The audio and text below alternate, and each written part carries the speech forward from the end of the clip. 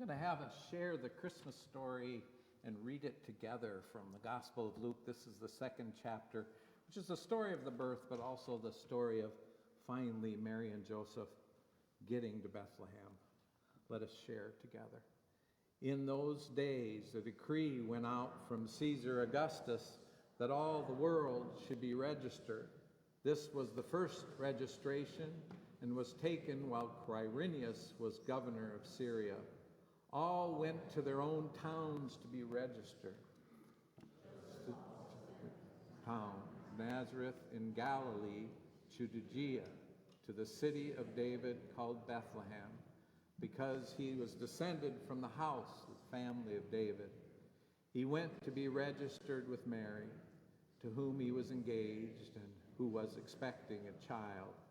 While they were there, the time came for her to deliver her child, and she gave birth to her firstborn son and wrapped him in bands of cloth and laid him in a manger, because there was no place in the guest room.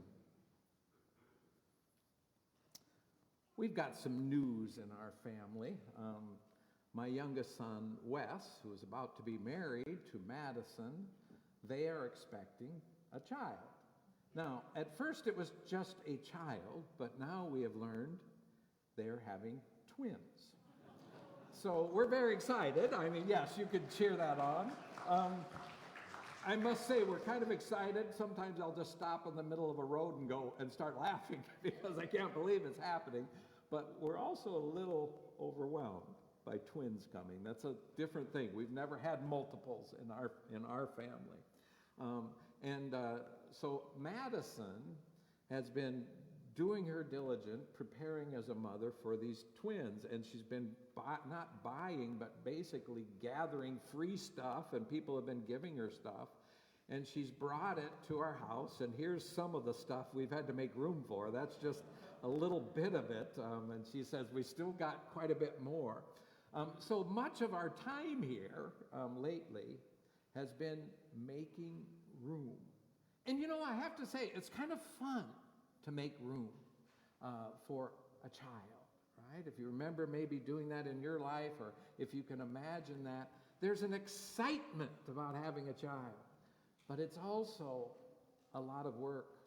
And it's not just physical work, it's preparing your heart, it's spiritual work, making room for a child to come in, softening up your heart again to remember what it's like to hold one of those, or two at once. I'm not sure how it's going to happen. And I want to talk about that today, that journey that all of us are called to do, to make room for others, for vulnerable people in our lives. There's nothing more vulnerable than a child, but we know there are a lot of vulnerable people in our world. And I'm inspired to make room. I find that the Christmas season especially is calling us to find that place in our heart that can make room for someone else. And we see it in the Christmas story. We see it in this story of Mary and Joseph coming to Bethlehem, and their family, even though they were packed to the gills because of the census, the whole house was packed, they found room enough for Mary and Joseph. And Mary and Joseph was able to have that baby in a safe, warm place because of the heart, the make room heart that Joseph's family had. And so it reminded me in my life of a road trip I once took with our family. My family, as you know, is a large family. There are 10 of us, and here's a photo. This is all of us traveling, and everybody wonders, was it a Volkswagen Bug or a Volkswagen bus? It's a Bug, folks, and there were 10 of us, and they were this big. This was all of us. That's my mother way over on the right there, saying, where did I get all these? But there we are, right? My dad's taking the photo. On this trip, however, we were going on Thanksgiving from Rapid City, South Dakota, and we were going to travel to Chicago, where one of my aunts and uncles lived, and we loved going to see them. But it was a Thanksgiving trip, right? And we did not have a Volkswagen Bug at that time. My dad had gotten tired of Volkswagen Bugs, and so we actually had two cars. The college kids all drove, I think they might have been in a Volkswagen Bug. They drove from the town of Mitchell, South Dakota. They drove to my uncle's house in Evanston, Illinois.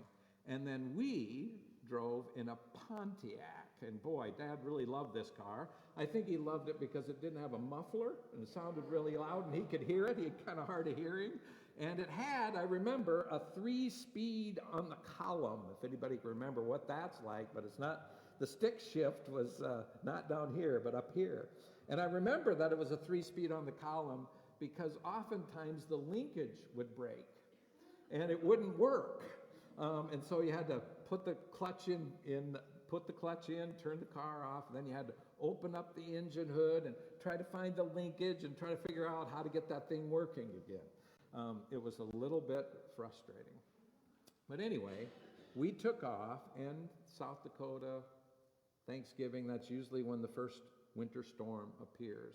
So we get to Chicago fine, both cars, and we're doing great.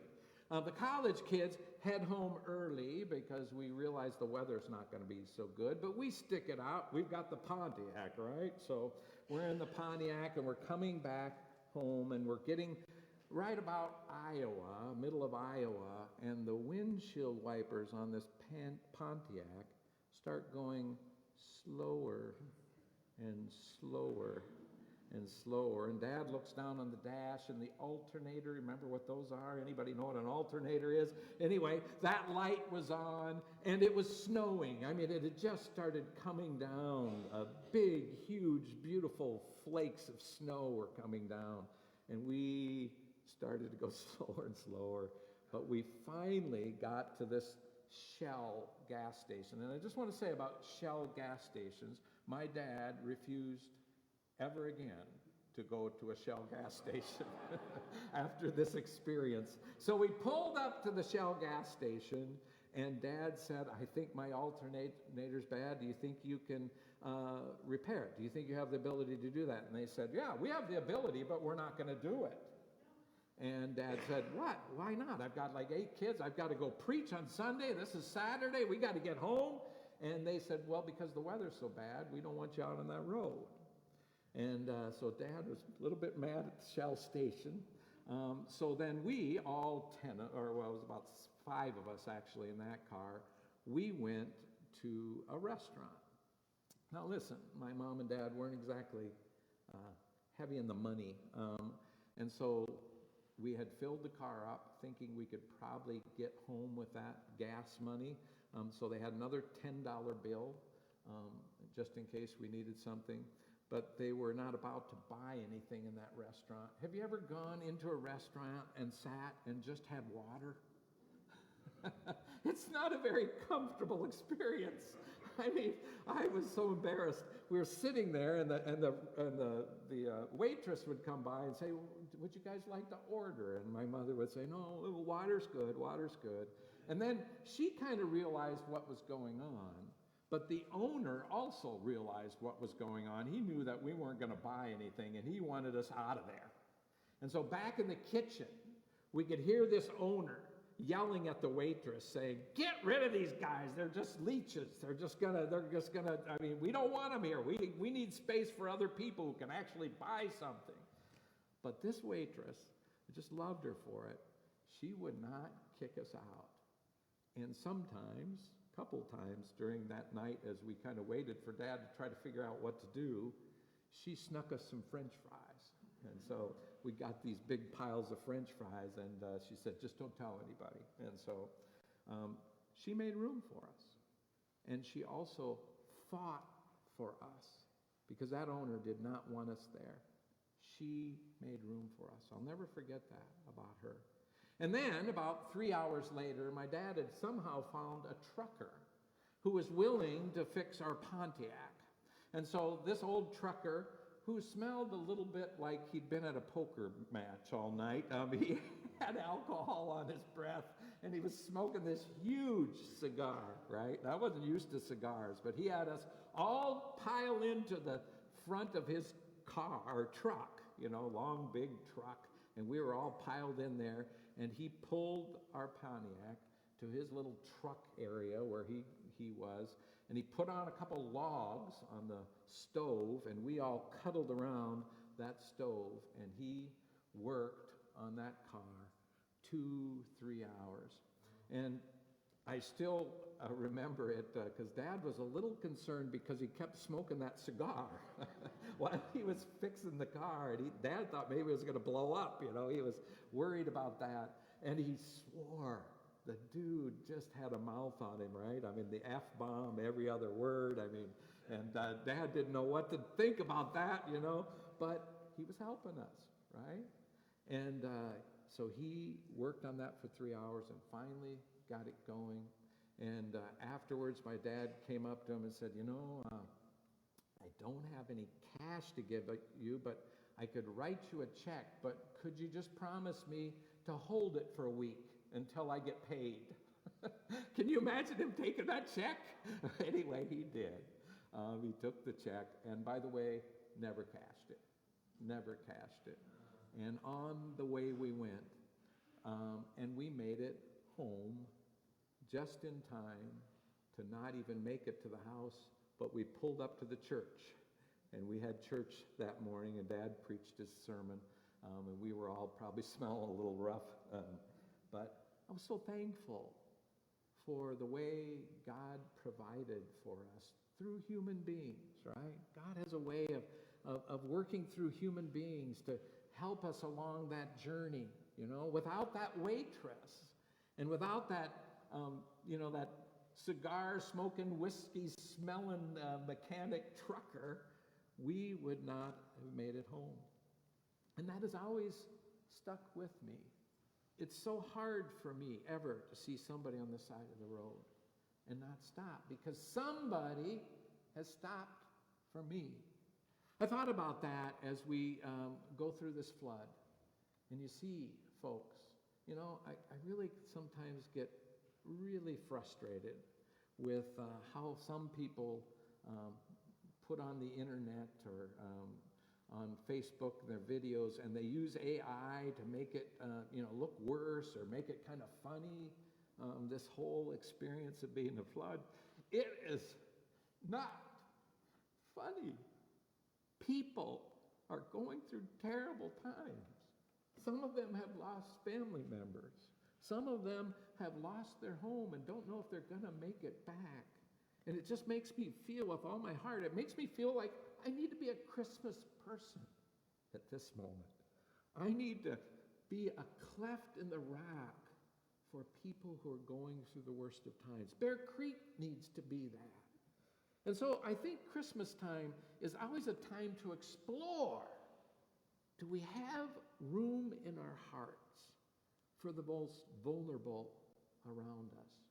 We sing this beautiful hymn. It's not a Christmas hymn, but it's a hymn we often sing. Rock of Ages, cleft for me. May I hide myself in thee. Well, that song was written when somebody was on a boat on the ocean, and it was a big storm came up and pushed his boat up against a huge wall of rock, and he didn't think he was going to make it. But he looked up on that wall of rock, and he saw there a little cave, a little spot, a little what they call a cleft. A little cleft, like a cleft palate, right? I mean, just a little cleft.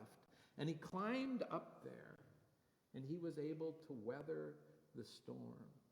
I believe at Christmas time, and all of us are called to be Christmas all year, that we're called to be that cleft. This church, think about it, is a cleft for people, a safe place, a sanctuary. And I think we are not only called to be at the church here, but wherever we go, we can have a soft place in our hearts for others. And I think if there's anything that Christmas calls us to do right now and be, it's to be that cleft, that sanctuary for others.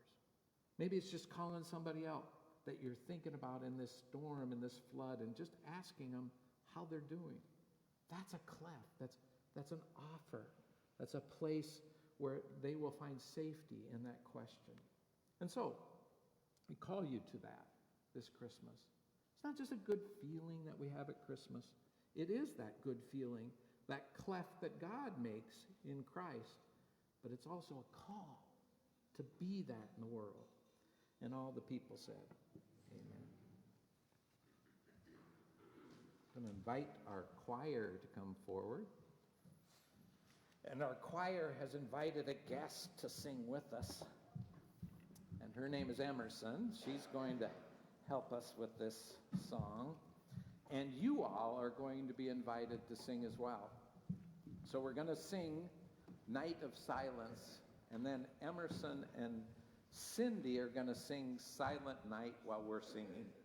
And the second time through, after Emerson and Cindy sing it once, we're going to invite all of you to join us in Silent Night.